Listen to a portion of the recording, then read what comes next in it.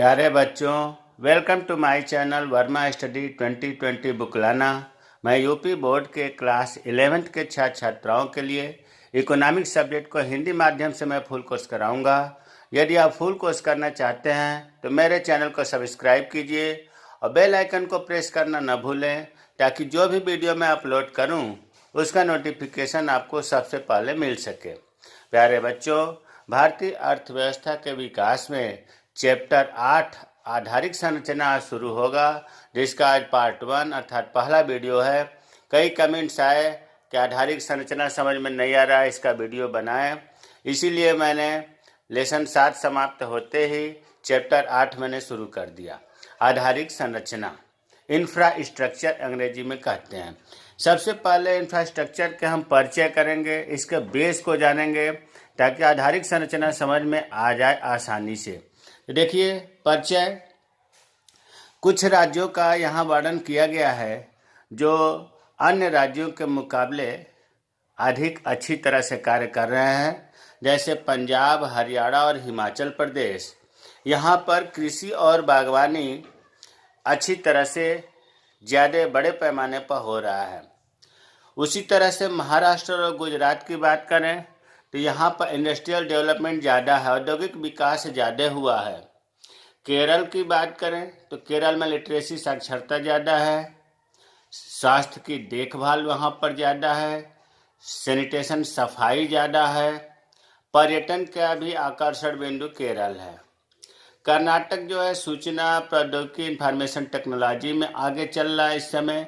कर्नाटक में बंगलौर तो विश्व स्तरीय संचार सुविधाएं, मतलब वर्ल्ड लेवल का कम्युनिकेशन जो है प्रोवाइड करा रहा है।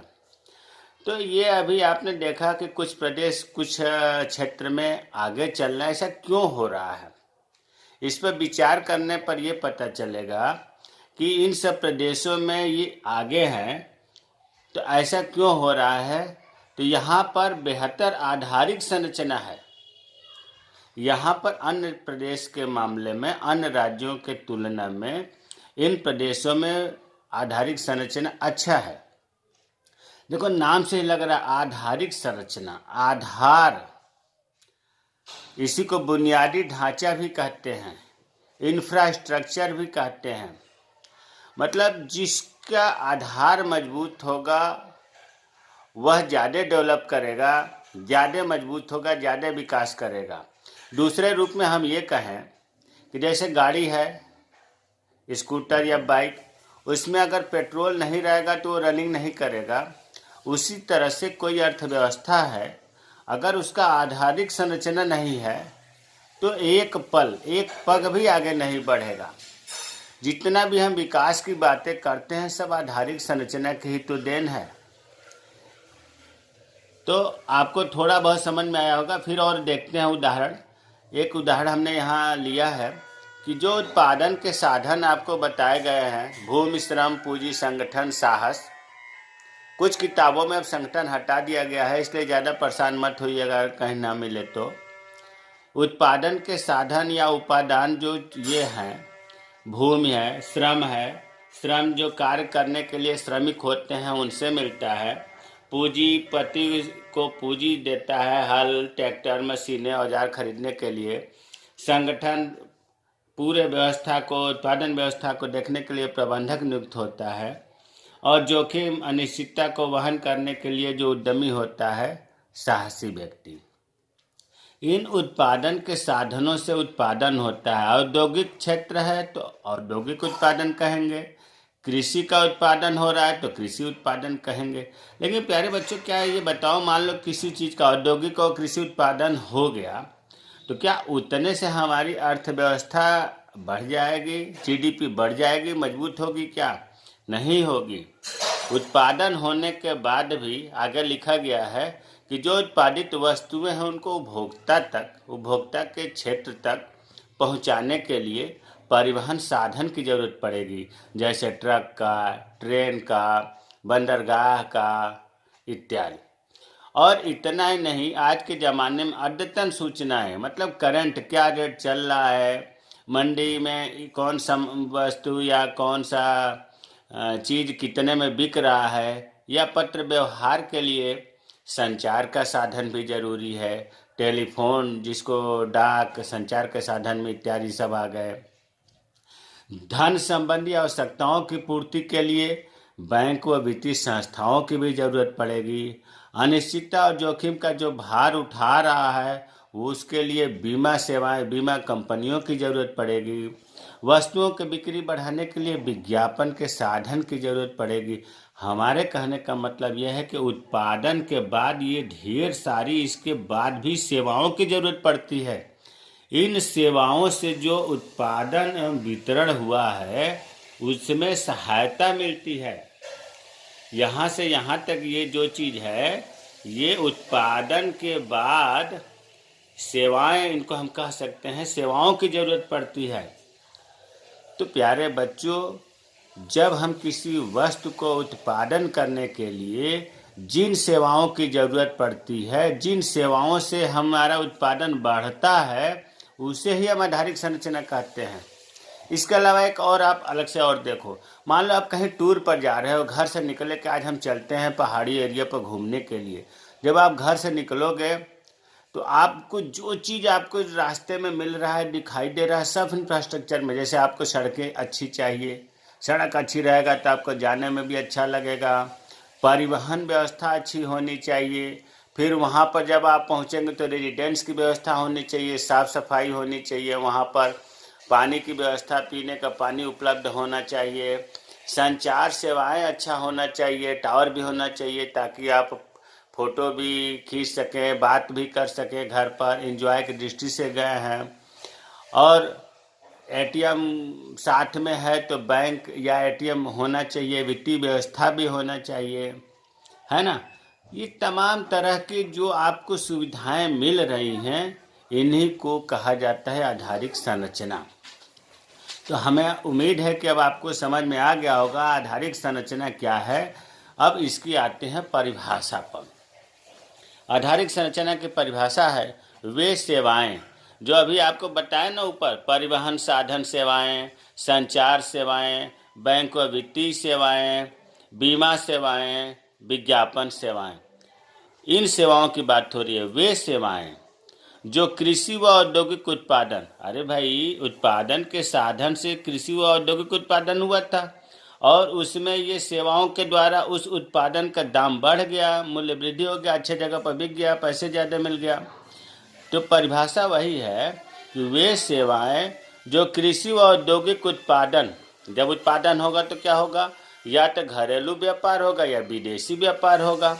और वाणिज्य के प्रमुख क्षेत्रों, व्यापार का कोई एक क्षेत्र तो है नहीं, कोई कृषि क्षेत्र में व्यापार करेगा, कोई उद्योग क्षेत्र में व्यापार करेगा, कोई बीमा क्षेत्र में व्यापार करेगा।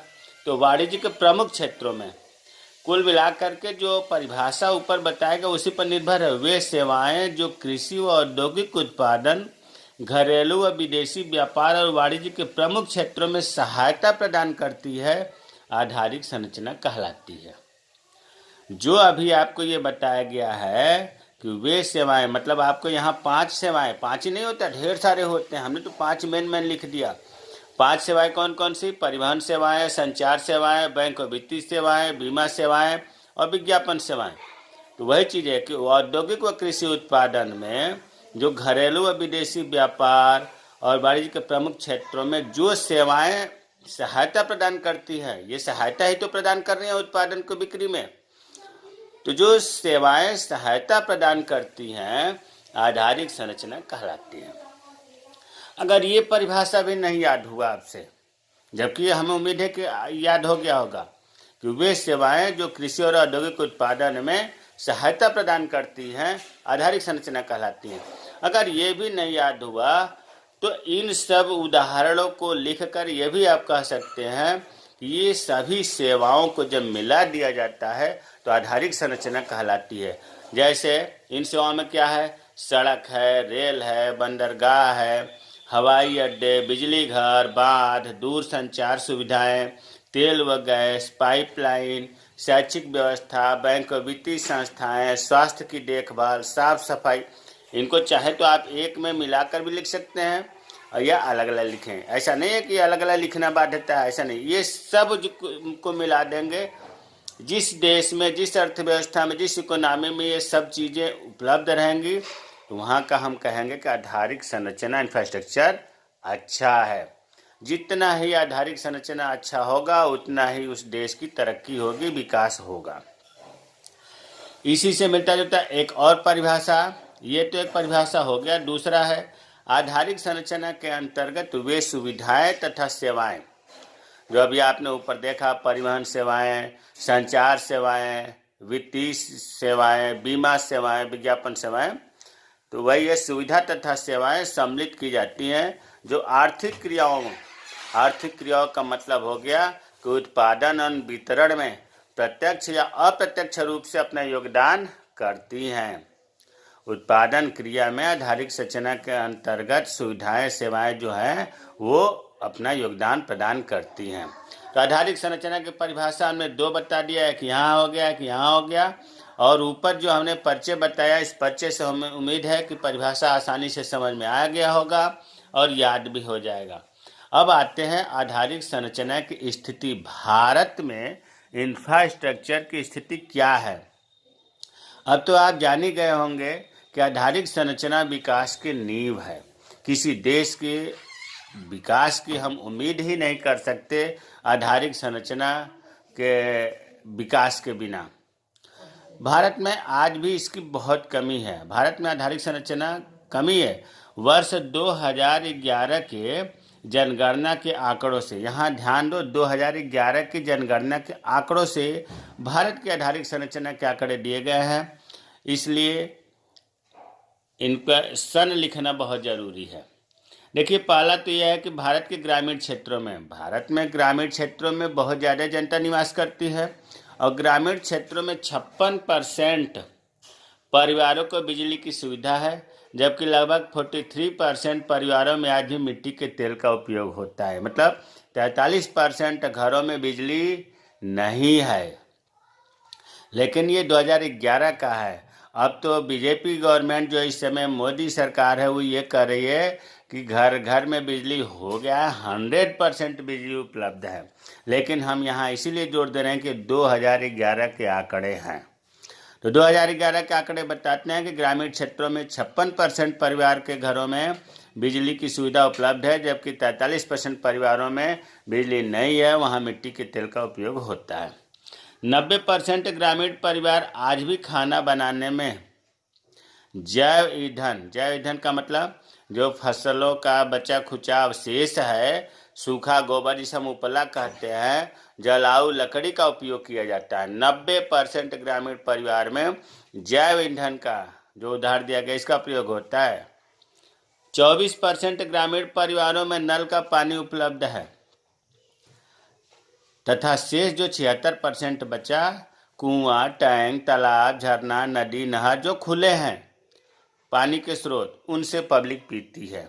सोचो, इंफ्रास्ट्रक्चर हमारा कहाँ है जो मात्र 24% परिवार को पानी साफ पीने को मिल रहा है। 90% परिवार को अब भी इस गैस सिलेंडर नहीं मिल रहा है। 43% परिवार के घर में बिजली नहीं है। हमारा आधारिक संरचना कितना कमज़ोर है। इतना ही नहीं, ग्रामीण इलाकों में केवल 20% लोगों की सफाई की सुविधाएं प्राप्त थी। 2011 का बता रहा है कि 20% लोगों के पास सफाई की सुविधाएं थी। भारत आधारिक संरचना पर अपने जीडीपी का मात्र 34% निवेश करता है। जो सकल घरेलू उत्पाद है उसका मात्र 34% भारत जो है इंफ्रास्ट्रक्चर पर खर्च करता है, जबकि उसी जगह चीन देखो 46%। 34 और 46 में कितना अंतर है। इंडोनेशिया 35%। इंडोनेशिया भी भारत से ज़्यादा खर्च करता है और चीन तो बहुत ज़्यादा अधिक करता है। चीन से तो हमारे यहाँ बहुत कम खर्च होता है भारत में। तो ये आधारिक संरचना थी भारत की स्थिति। अब आते हैं आधारिक संरचना के प्रकार। देखिए, आधारिक संरचना दो प्रकार का होता है, आर्थिक आधारिक संरचना और सामाजिक आधारिक संरचना। मतलब हम आधारिक संरचना तो है ही, ऐसे कहें कि आर्थिक और सामाजिक दो प्रकार का होता है आधारिक संरचना। अब देखो, लिखने को तो लिखा गया है लेकिन इसको समझना है। आधारिक संरचना की मेन बात यह है कि इसमें जो है आर्थिक क्रियाओं पर प्रत्यक्ष प्रभाव पड़ता है, सीधे ये कहिए कि उत्पादन पर प्रभाव पड़ता है। जो उत्पादन हो रहा है कृषि में, औद्योगिक उत्पादन, आर्थिक आधारिक संरचना से उत्पादन का प्रभाव डायरेक्ट पड़ता है। देखिए लिखा है, इससे अभिप्राय मतलब आधारिक संरचना से, आर्थिक आधारिक संरचना से अभिप्राय आर्थिक परिवर्तन के उन सभी तत्वों, परिवहन, संचार, शक्ति का मतलब ऊर्जा आदि से है। आर्थिक परिवर्तन के सभी तत्व कौन से आ गए? परिवहन, संचार, ऊर्जा से है, जो आर्थिक समृद्धि की प्रक्रिया के लिए सहयोगी ढांचा प्रदान करती है। मतलब ये डायरेक्ट उत्पादन को प्रभावित करते हैं, प्रत्यक्ष रूप से ये उत्पादन को बढ़ाते हैं। इससे जीडीपी बढ़ती है, इससे लोगों का जीवन का रहन सहन बढ़ता है। तो सहयोगी ढांचा प्रदान करती है इकोनॉमी का, अर्थव्यवस्था का। इस प्रकार की संरचना उत्पादन पर सीधा प्रभाव डालती है। बस आपको दो बात इसमें जरूर याद करना है कि आर्थिक आधारिक संरचना जो है उत्पादन एवं वितरण पर प्रत्यक्ष रूप से प्रभाव डालती है, आर्थिक समृद्धि को प्रत्यक्ष रूप से बढ़ाती है, उत्पादन पर यह प्रत्यक्ष रूप से प्रभाव डालती है। ये लगभग घुमा फिरा का उत्पादन कहिए, आर्थिक समृद्धि कहिए, रहन सहन का जीवन स्तर कहिए, एक ही बात हुआ। ये डायरेक्ट सीधा प्रभाव डालती है, प्रत्यक्ष रूप से प्रभाव डालती है। सामाजिक आधारिक संरचना इसी से परिभाषा से मिलता जुलता है। इससे अभिप्राय, देखो यहाँ आर्थिक परिवर्तन के, यहाँ लिखा है सामाजिक परिवर्तन के उन सभी तत्वों, जैसे स्कूल, कॉलेज, अस्पताल, नर्सिंग, जिससे समाज का कल्याण हो, समाज का विकास हो, जिससे आदमी की कुशलता में, आदमी की उत्पादकता क्षमता में वृद्धि हो, उसे हम सामाजिक विकास कहते हैं। तो स्कूल, कॉलेज, अस्पताल, नर्सिंग होम से है, जो सामाजिक विकास की प्रक्रिया के लिए सहयोगी ढांचा प्रदान करता है। इसमें आपको बताया गया कि आर्थिक समृद्धि की प्रक्रिया के लिए सहयोगी ढांचा, इसमें बताया जा रहा है सामाजिक विकास की प्रक्रिया के लिए सहयोगी ढांचा का मतलब सहयोग करना, प्रदान करती है। इस प्रकार की संरचना आदमी की कुशलता एवं उत्पादकता को बढ़ाती है। जबकि इसमें बताया गया था कि इसमें उत्पादन, कृषि उत्पादन या औद्योगिक उत्पादन, दोनों बातें आ जाएंगी, उत्पादन पर प्रभाव डालती है, जबकि सामाजिक आधारिक संरचना आदमी की कुशलता में उत्पादकता को बढ़ाती है। तो हमें उम्मीद है कि दोनों प्रकार आपको समझ में आ गया होगा। नोट करके हमने लिखा है कि आर्थिक तथा सामाजिक आधारिक संरचना एक दूसरे के पूरक है, दोनों राष्ट्र के विकास में, अर्थव्यवस्था के विकास में योगदान देते हैं। एक के बिना दूसरा नहीं चल सकता। आर्थिक आधारिक संरचना आर्थिक समृद्धि की प्रक्रिया में वृद्धि लाता है और सामाजिक आधारिक संरचना मानव विकास की प्रक्रिया में वृद्धि लाता है। इसलिए दोनों एक दूसरे के प्रभाव को प्रबल बनाते हैं एवं सहायता प्रदान करते हैं। अगर हम ये कहें कि किसी अर्थव्यवस्था के विकास के लिए कौन सा संरचना ज़्यादा महत्वपूर्ण है, तो एक का नाम लेना गलत है। दोनों महत्वपूर्ण हैं, दोनों के बिना ही संभव हो पाता है विकास, एक दूसरे के पूरक हैं। अब आते हैं आर्थिक आधारिक संरचना का महत्व। देखिए, किसी देश का हम सोच भी नहीं सकते कि आधारिक संरचना अगर कमज़ोर है और उस देश का या उस अर्थव्यवस्था का विकास हो। आधारिक संरचना का विकास, जो उपलब्ध संसाधन है उस देश में, उसके अधिकतम कुशलतम प्रयोग में सहायक होता है। पहला महत्व है कि आधारिक संरचना का विकास उपलब्ध संसाधनों के कुशलतम प्रयोग में सहायक है। जैसे उदाहरण है कि सिंचाई के साधनों का अगर विस्तार किया जाए तो कृषि उत्पादकता में वृद्धि हो जाएगी, विद्युत उत्पादन में वृद्धि किया जाए तो औद्योगिक उत्पादन में वृद्धि हो जाएगी, अगर श्रमिकों को प्रशिक्षण दे दिया जाए तो श्रमिकों की कार्य क्षमता में वृद्धि हो जाएगी। मतलब आधारिक संरचना से उपलब्ध जो संसाधन हैं उनका अधिकतम उपयोग करने में सहायता मिलती है। दूसरा महत्वपूर्ण है, आधारिक संरचना से बाजार का विस्तार होता है। अरे भाई, परिवहन के साधन का जितना विस्तार होगा उतना हम कम समय में बहुत दूर दूर तक अपने उत्पादन को हम बेच सकते हैं, खरीद सकते हैं। मतलब बाजार हम लंबे चौड़े एरिया में कर सकते हैं, बाजार का विस्तार हो सकता है। तीसरा है आधारिक संरचना में श्रम की गतिशीलता में वृद्धि होती है। जब ट्रेन चलेंगी, बस चलेंगी, परिवहन के साधन चलेंगे, संचार सुविधाएं चलेंगी, रोजगार मिलेगा, तो क्या होगा, श्रमिक एक स्थान से दूसरे स्थान पर आसानी से जाएंगे, कार्य करने के लिए जाएंगे, तो श्रम की गतिशीलता में वृद्धि होती है। चौथा महत्व, आधारिक संरचना में सकल राष्ट्रीय उत्पादन में वृद्धि होती है। भाई आधारिक संरचना से प्रति व्यक्ति आय बढ़ेगी, राष्ट्रीय आय बढ़ेगी, जीडीपी बढ़ेगी। तो जब जीडीपी बढ़ेगी तो निश्चित रूप से राष्ट्रीय आय भी बढ़ेगी। रोजगार के अवसरों में वृद्धि होती है। जब चारों ओर काम चलेगा, बांध बनेगा, हॉस्पिटल खुलेंगे और तमाम तरह के आर्थिक जितना अभी हमने उदाहरण बताया है, इन सब से क्या होगा, रोजगार भी अवसर मिलेगा। रोजगार में आर्थिक संरचना का विकास देश के आर्थिक विकास को गति देने में सहायक होता है। ये तो सबसे पहले ही कहा गया कि आधारिक संरचना के द्वारा ही किसी देश के आर्थिक विकास को गति दिया जा सकता है। जैसे स्कूटर में पेट्रोल डाला जाएगा तभी स्कूटर रनिंग करेगा, उसी तरह से किसी भी इकोनॉमी में आधारिक संरचना अगर मजबूत रहेगा तभी उस देश की गति होगी, उस देश के विकास बढ़ेगा। तो प्यारे बच्चों, मुझे उम्मीद है कि आधारिक संरचना क्या है, आधारिक संरचना की स्थिति भारत में क्या है, आधारिक संरचना कितने प्रकार का होता है, उन दोनों प्रकारों में अंतर क्या है और आधारिक संरचना का महत्व क्या है, समझ में आ गया होगा। यदि नहीं समझ में आया है तो कमेंट बॉक्स में कमेंट करें, मैं रिप्लाई करूंगा। मेरे चैनल को सब्सक्राइब कीजिए। जय हिंद, जय भारत।